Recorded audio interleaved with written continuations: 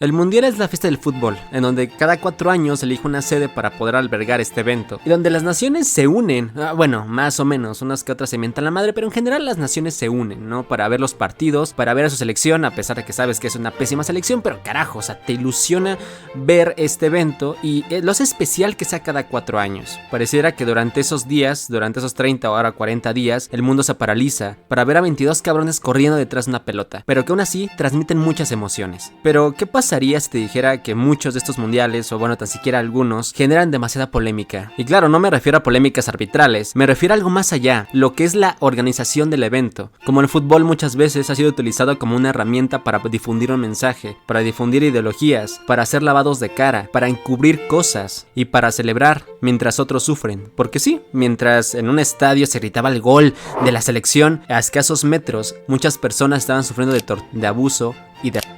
Como la FIFA, un organismo que en teoría no tiene ánimo de lucro, decide realizar este evento a toda costa, incluso por encima del bienestar de las personas. Pero claro, hay que entender en este contexto que la FIFA siempre ha dicho que el fútbol no se relaciona con la política. ¿Pero realmente es cierto esto? Verán, en el 2001, en el estadio de La Bombonera, Diego Armando Maradona, uno de los futbolistas más importantes de la historia, ¿no? Para muchos, pronunció unas palabras de redención, podremos interpretarlas de esa forma, o bueno, tan siquiera yo lo interpreto así. La pelota no se mancha. Yo cometí errores, pero eso ya los pagué. Esto no tiene que mezclarse con este lindo deporte. Pero en los casos que vamos a ver hoy, considero que la pelota sí se ha manchado. Y ya van a ver por qué.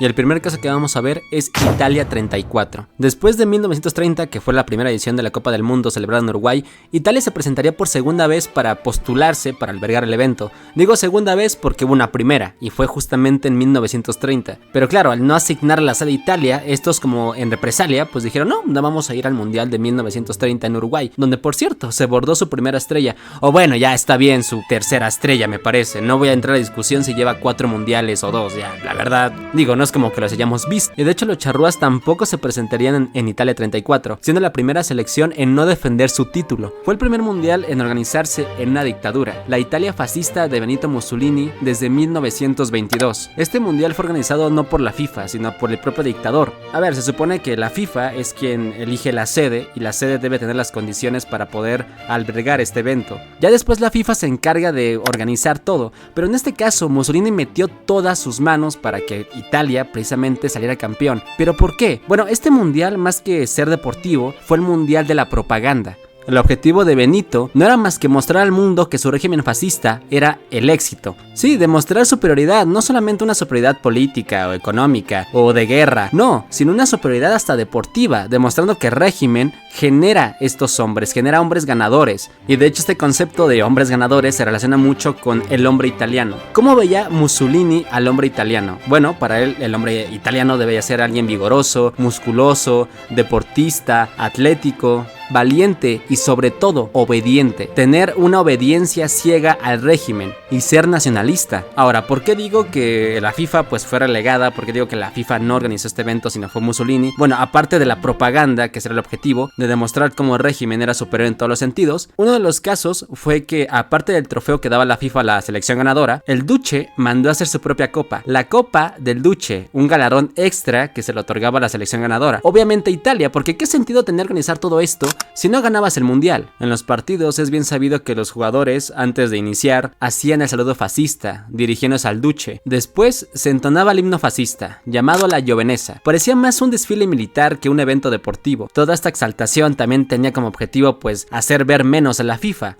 Ahora, ¿por qué la FIFA la eligió como sede? Bueno, una de las sedes para albergar este mundial era Suecia, pero esta se dio de baja en los últimos minutos. Entonces quedó Italia. Y a ver, para la FIFA, que era un organismo relativamente nuevo, surgió a principios del siglo XX, pues le compensaba más hacer el mundial en Europa, porque así garantizaba el éxito y de que no boicotearan el evento. Pero parecía que ningún otro país podía costearlo más que Italia. Además, el dictador se le presentó y le dijo, oye, mira, yo te construye transporte, estadios de primer nivel, cobertura mediática, te cubro hasta las pérdidas pérdidas. Entonces pareciera que la FIFA pues vio con buenos ojos esto y aceptó que Italia fuera sede en ese mundial. Pero a ver, esto a lo mejor no sé si se relaciona tanto, pero me es imposible ignorarlo. ¿Cómo venía Italia? ¿Cuál era la historial de Italia antes de 1934? En primer lugar, Italia cometió crímenes de guerra en una de sus colonias, Libia. En 1923 inició lo que se le llamaría la pacificación de Libia, las campañas de pacificación. ¿Y qué fueron las campañas de pacificación? Las campañas de pacificación fueron un exterminio hacia los libios. Los libios estaban luchando en contra de los italianos, y los italianos pues utilizaban armas químicas, usaban desplazamientos forzados, causaban hambrunas, no tenían prisioneros de guerra, de hecho eran abusaban de mujeres y niños, no voy a ser específico con eso, supongo que ya se imaginan cómo, y sobre todo, tenían campos de concentración en donde murieron alrededor de 100,000 personas. O sea, Italia cometió crímenes de guerra durante el mandato de Mussolini, en esta Italia fascista. Estas campañas fueron brutales. La resistencia en territorio libio era liderada por el hombre llamado Omar al-Mukhtar. Este hombre lideró durante un buen parte de este conflicto que duró 9 años, la resistencia, y no fue hasta 1932 en donde fue ejecutado. Y con su ejecución cayó la resistencia, dando fin a este conflicto. Y claro, dentro de Italia pues recordemos que es un régimen, ya había censura, tortura, exilio, represión, sobre todo a la gente pues que se oponía al régimen, el encarcelamiento a opositores, la asimilación forzada en sitios no italianos, y un ejemplo de esto fue el asesinato de Giacomo Matteotti, un político que se oponía completamente al régimen y fue asesinado después de acusar al régimen de violencia y de manipulación electoral. En esta Italia se organizó el mundial. Es algo cuestionable por parte de la FIFA. Y a ver, yo sé que no se debe realizar en un país perfecto, de hecho ningún país lo es, pero con ese historial yo considero que es bastante polémico. Ahora hablemos del evento. ¿Qué pasó en el evento? Además de todo lo que ya les comenté, ¿cómo eran los partidos? ¿Realmente sí hubo un amaño o la selección italiana sí era buena y ganó su mundial de forma legítima? Bueno, a ver, muchos argumentaban que la selección italiana sí tenía con qué para ganar un mundial. Digo que argumentaban porque pues no nos tocó verla, obviamente. Pero sí se acusó al régimen de intimidar a otras selecciones y de intimidar a la propia selección italiana. Y un ejemplo de esto fue el partido final contra Checoslovaquia, que Italia lo ganó 2-1. Se dice que el Duce le dirá a la selección que es vencer o morir. O sea, deben ganar sí o sí, porque si no, quién sabe qué les pase. Pero sin duda el partido más polémico fue contra España. El partido contra España fue un partido violento. Por parte de España salieron 7 lesionados y por parte de Italia salieron 4 lesionados. La selección española se adelantaría con 2 goles que les serían anulados. Y España pues reclamaría que el arbitraje pues está a favor de la selección local, pero el evento continuaría como si nada. Y al final Italia se sobrepuso con España 2-1, avanzando a las semifinales. El partido fue tan violento que el portero Ricardo Zamora, el portero español, salió con 2 costillas rotas. O sea, hoy en día vemos lesiones muy complicadas, pero 2 costillas rotas en un portero creo que sería algo inusual hoy en día. La obsesión de Mussolini por ganar esto fue tal que inclusive nacionalizó a jugadores uruguayos y argentinos que habían jugado la final del mundo en 1930. Los obligaron, no los obligaron, quién sabe. Yo diría que sí, pero no lo sé. Incluso la imagen promocional del mundial da vibras muy raras, no de fiesta, no de un ambiente deportivo, sino más bien de obediencia, de control, de manipulación, y más por cómo está posicionada la imagen, ¿no? Un jugador italiano haciendo el saludo fascista, visto desde abajo. No sé, no me transmite buenas vibras. Bien, ahora hagamos un salto en el tiempo.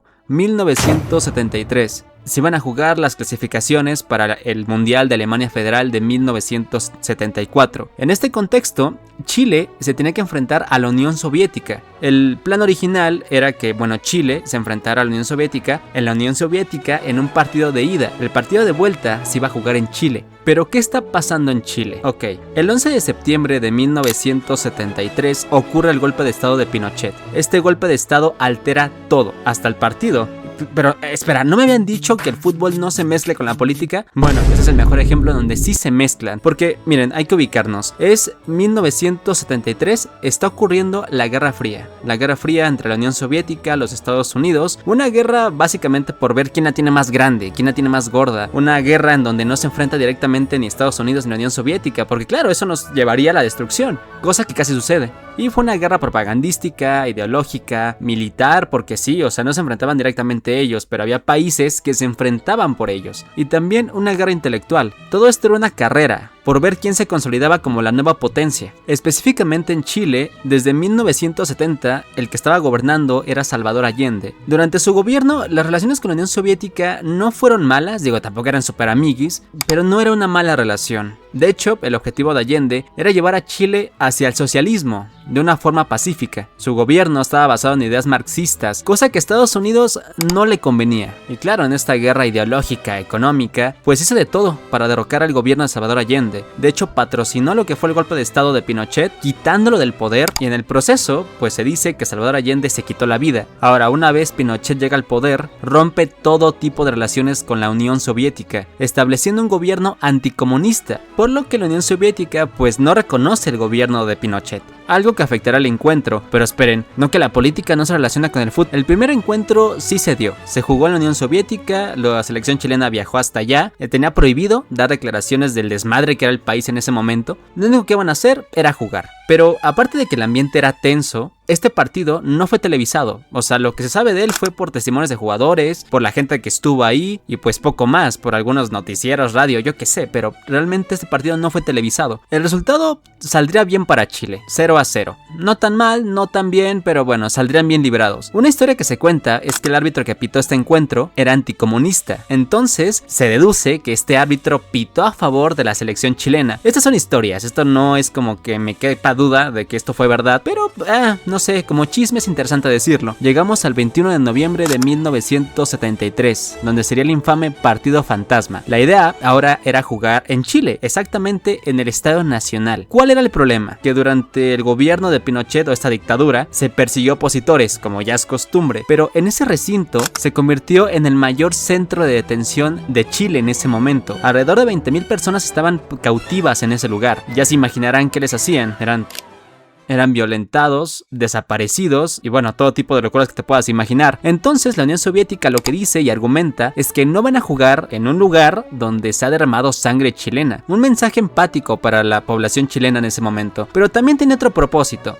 Podremos decir que la Unión Soviética pues perdió un aliado en ese momento que era Chile, entonces mostrarse superiormente moral ante los ojos del mundo pues era lo mejor que podían hacer. Además, hay que hacernos la siguiente pregunta: ¿la Unión Soviética hubiera actuado de la misma forma si en el país donde se hubiera jugado este partido estuviera ocurriendo lo mismo, pero fuera un país socialista? O sea, en un país que compartan los mismos intereses, ¿hubieran tomado la misma postura? Porque claro, durante la Guerra Fría, uno de los símbolos de la represión fue el muro de Berlín. Durante el gobierno socialista de la República Democrática Alemana, argumentaban también por seguridad, no se sentían seguros en ese país, y jugar el encuentro ahí significaba reconocer el gobierno de Pinochet, por lo que los soviéticos le pedirían a la FIFA que se cambiara de sede. La FIFA no les hizo caso. Uno de los motivos puede ser que al momento de hacerle caso a los soviéticos estaría adoptando una postura política, cosa que no quería la FIFA, entonces se mantuvo el encuentro en el Estadio Nacional. Pero para calmar las aguas, lo que hace la FIFA es mandar a 2 representantes con el objetivo de juzgar si era posible jugar el encuentro ahí, ver el estadio, ver cómo estaba Chile en ese momento. Entonces manda a estos 2 hombres y estos 2 hombres dan un veredicto muy cuestionable. El veredicto es que se puede jugar, todo está bien, todo está de puta madre, no hay ningún tipo de problema. Pero lo que estaba pasando es que mientras ellos según esto revisaban el estadio, había gente detenida, había gente que había sido escondida para maquillar la situación. O sea que durante la inspección había personas privadas de la libertad, y se sabe que estos 2 representantes lo sabían, o sea, sabían que había todo este desmadre en Chile, sabía que sí había prisioneros en el estadio, y aún así hicieron de la vista gorda y dijeron que el partido se podía jugar perfectamente. Los soviéticos continuaron con su negativa de jugar, así que quedaron descalificados para el Mundial de Alemania Federal del 74. Y aquí ocurre lo llamativo: Chile sí se presenta a jugar ante un público de alrededor de unas 15,000 personas en el Estadio Nacional, y el partido fue